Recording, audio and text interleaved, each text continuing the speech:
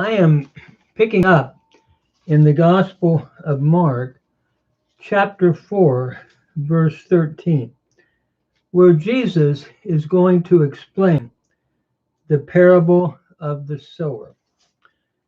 He's already talked about it, and now he's going to explain it. The text reads, Kai lege autois, uk oidate ten parabalein tauten, kai post passas tas parabalas genosestai. And he said to them, do you not know or understand this parable? How then will you understand the parables, the other parables, I think is the thought here. Lege is your present indicative active third person singular from lego. He says to them, uk oidate. Oidate is from oida. It is the perfect indicative active second person plural from oida, but it acts like a present, even though it's perfect in form. Do you not know this parable or understand this parable? Then how shall you know or understand the parables? Genosis is your future indicative middle second person plural from genosko. And so Jesus then goes on to interpret. Ha speron tan lagan spere. The sower sows the word, is sowing the word. Ha speron is your present participle, nominative masculine singular from spero, so articular participle. So the sower is sowing the word. Spere is your present indicative active third person singular from spero. So he sows the word, but the ones that hear, the first group, it has no effect. Notice in verse 15. Hutoide sin hoi paratein hadan. Hapu spiritai halagas kai hatan akusosin.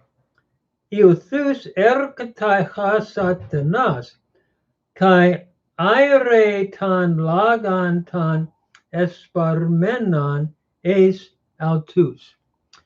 And these are the ones that alongside of the road or along the path. And notice what happens immediately where the word is being sown. Immediately when they hear, immediately the Satan is coming and taking away the word which has been sown unto them. So it has no effect. Notice here, asine is your present indicative active third person plural from ami. These are the ones alongside the way where the word is being sown. Spiritai is your present indicative passive third person singular from spero. And whenever they hear, akusosin is from akuo, the aorist subjunctive active third person plural from akuo. Whenever they hear, immediately the Satan is coming. Erkatai is your present indicative middle third person singular from erkamai, and is taking away the word which has been sown unto them. Ire, your present indicative active third person singular from iro, taking away the word which has been sown unto them. Notice here, aspar menon is your perfect passive participle, the word which has been sown, accusative singular from spero. So the word which has been sown, they're taking it away. In other words, what we're really seeing here, Satan, I should say, is taking that word away. It has no effect. It's put out, but it doesn't go anywhere. And there's some type of hearers like that, Jesus is saying. The word is sown, but it's like it has no effect because Satan immediately takes it away. Secondly, is the second soil, verse 16, kai hutoiesin hoiepita petrode speramenoi hoi hatan akusosin tan lagan iuthus meta karas lambanusin al tan. The second are the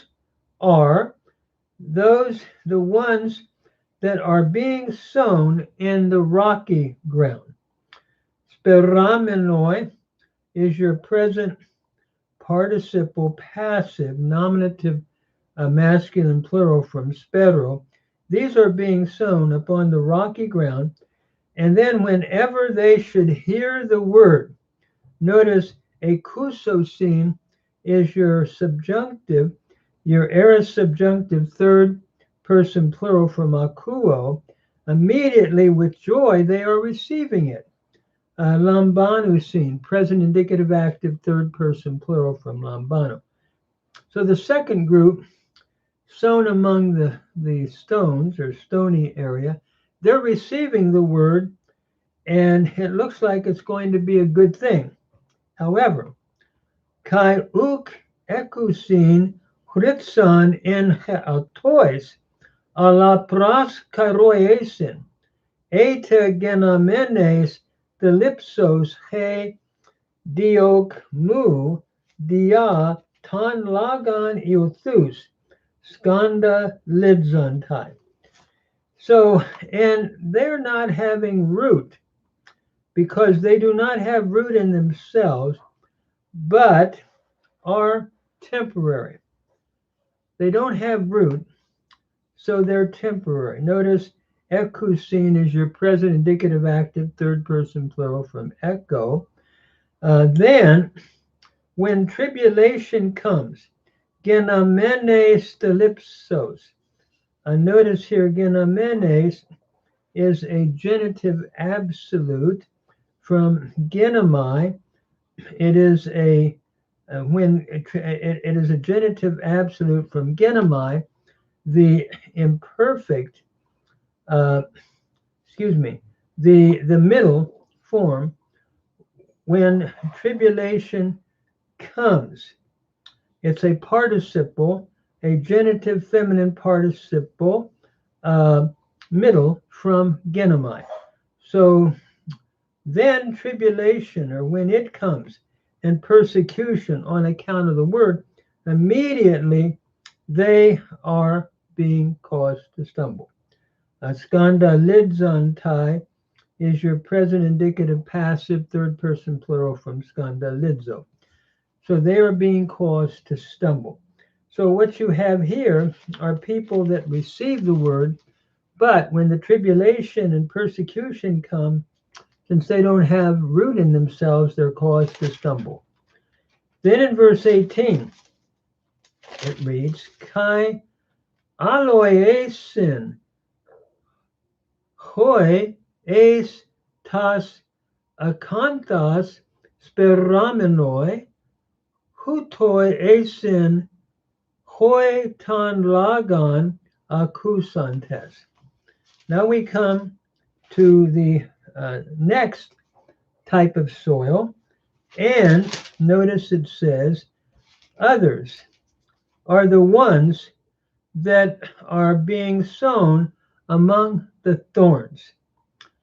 Asin is your present indicative active third person plural from ami. These are the ones that are being sown. And notice from spero, we have your participle, your present passive participle, nominative masculine plural from spero. These are the ones that are being sown among the thorns. And notice, as a result, when they hear the word, they initially tend to receive it, but it doesn't last. And hoi accusantes. Accusantes is your aorist participle nominative masculine plural from akuo. So these are the ones that hear the word. However, the cares of the world enter in. Notice kai merimnai tu ionas, kai he apate tu plutu, kai peri taloi pa epithumiai, eis paruamenai, sum nigusin tan lagan, kai akarpas genetai. That is, these then are sown, but the cares of the world, the cares of this age, and the deceitfulness of wealth, of riches, enter in.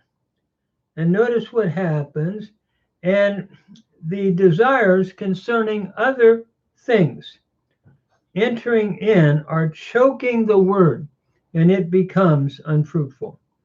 Notice here, eis paruamenai is from eis paruamai.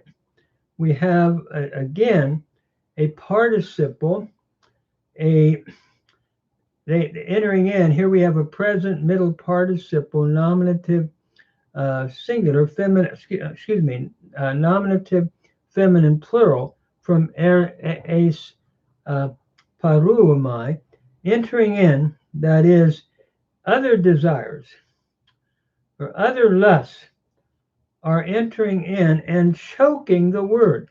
Sum nigusin is present indicative active third person plural from sum nigo, to choke. They're choking the word and it becomes unfruitful. Genetai, your present indicative middle third person singular from genomai. So now we have the cares of the world are entering in, and it chokes the word out. And we see that all the time. People get burdened with the cares of this world, and it chokes whatever word has been sown. And then we come to the last. Kai akenoesin hoi epitain gain tain kalein sparentes. But those are that are sown upon the good ground. So those that are being sown upon the good ground, they're going to bear fruit. Notice sparentes is another participle from spero. So those that are being sown, here we have a present participle, passive, nominative plural, going with a kanoi. So those that were sown upon the good ground, these are they who hear the word and are receiving it or accepting it and are bearing fruit, some 30-fold, some 60-fold, and some 100-fold. These are those who hear the word. Notice aku usin is your present indicative active third person plural from akuo. They hear the word and they accept it. They receive it. Paradekantai, they are receiving it. Present indicative middle third person plural from paradekamai. They're receiving it and they are bearing fruit.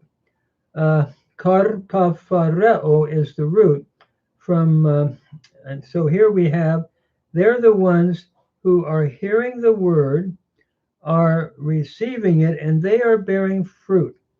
Present indicative active third person plural from karpafareo. Some 30-fold, some 60, and some 100. Different types of fruit, different levels of fruit bearing. And you know, when you look at life and you look at ministry, certainly what Jesus is teaching is very relative. There are those, when the word is put out, it doesn't go anywhere. Satan comes and immediately takes away the word that was put out. Then there are others that are sown in what Mark calls the rocky ground, because it doesn't have any root. When persecution comes, tribulation, they fall away and they no longer continue. When things get sort of tough, so to speak. And then we have the third type of soil.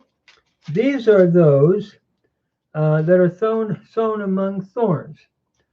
And they seem to hear the word. However, the cares of the world and the deceptiveness of riches choke the word out, and other desires enter in, and the word becomes unfruitful. But then there's the good soil. The good soil has different fruit bearing, but it's all good. Some 30, some 60, some 100. And I'd like to say, in a church ministry or in any ministry, I think we have these four types of soils. And I think it helps us not to get discouraged when you sow the seed. You're not going to have 100% batting average. But I think we're to be faithful. We're to keep sowing the seed. And we know that the Lord will bless his word. There will be a remnant. There will be the forced soil of people who will respond. But we're also going to experience the other three types of soils. So I think it's an encouragement, a comfort to understand this for all who are declaring the word of God faithfully and seeing the first three soils possibly in their ministry, knowing that the Lord will bless his word and there will be that forced soil, that good soil. May we be faithful to sow the seed and leave the results with the Lord.